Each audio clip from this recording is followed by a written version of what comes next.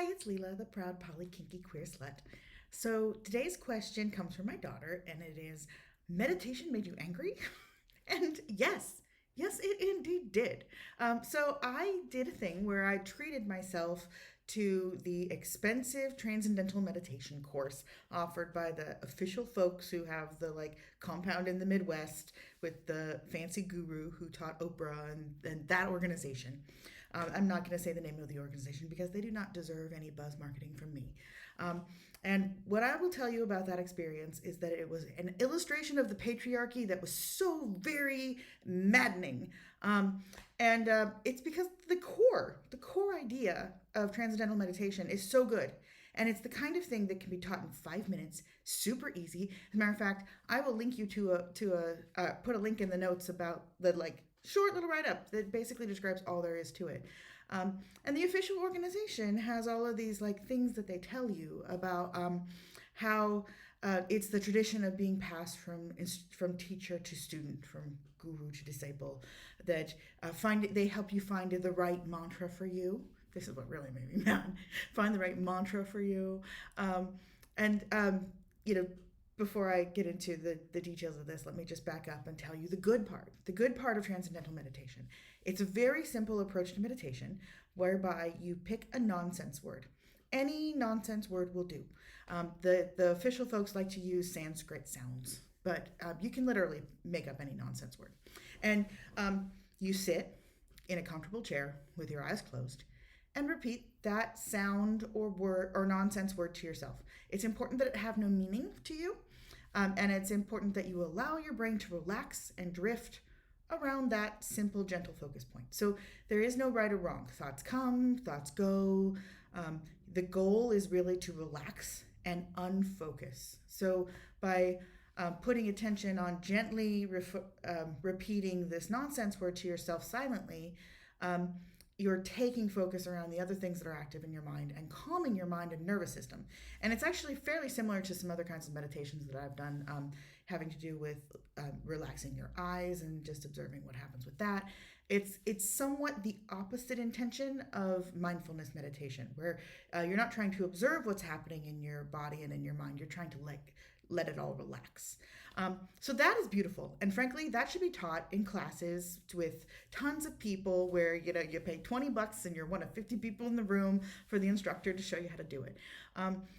What the organization did is, one, they charged me $900 freaking dollars, which is stupid, and two, they said that your instructor will help you find the right mantra for you, and make sure that you're meditating correctly. And for something that it's supposed to be impossible to mess up, there sure is a lot of emphasis on how to do it correctly. Uh, and frankly, elements of brainwashing and patriarchal teaching methods of you shall do it my way and no other way is the right way for you. So the mantra, the kicker. All right, so there's the instructor is supposed to help you find your mantra, the right way for you to have your mantra, and you bring fruit and flowers. And my assumption was that these sensory things were going to help me find the sound or nonsense word or whatever that was going to most help me expediently tap into that calming sensation in my body. But no. There was a ritual that was nice. It included a picture of a man that was the big primary focus of the ritual, with other classic things like grains and water and those kind of things. It was a lovely enough ritual, except for the big picture of the dude in the middle. And then later, I was like, I don't really like my mantra when I got home, so I was like just Googling example mantras, and you know how they picked mine? They looked up a chart of my gender and age and gave me that freaking mantra. That was the super personal way to come up with a mantra for somebody. So yeah, meditation made me angry, and so I'm proud of myself because I sent them an email, and I did get the online app, and I went through all the training the next morning, and I'm like, there is nothing else here.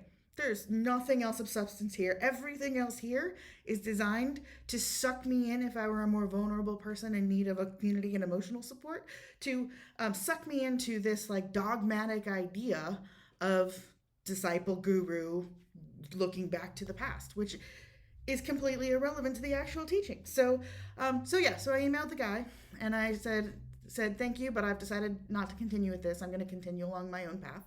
Um, and he did, and expectedly, they reached out and with can I talk to you in the next hour? To which I said no, thank you. And that is traditionally hard for people to do. It's hard for me to do. I know it's hard for a lot of people out there to do. To take the moment and step back and say, wait a minute, I do not owe this person a damn thing. I do not need to give them any more of my time. They have made me feel that way through the words that they're using as part of this attempt to suck me in. And the actual reality here is I paid them a ton of money for something that wasn't worth it. And if I don't want to sink any more time into it, that is absolutely my decision and my business. So proud of myself for that. I do intend to take the concepts that of the basic concept that can be taught in 5 minutes of focusing on the nonsense word and sound and integrating that into my own practice and into my own just relax and meditative technique that works for me without all of this like patriarchal bullshit.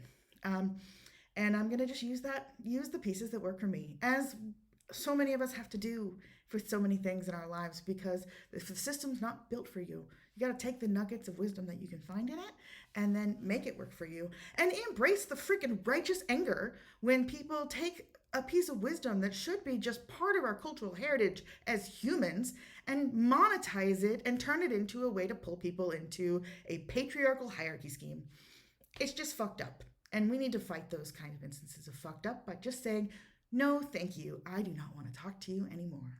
And at least that's my way. So thank you for hearing me out. I really appreciate it.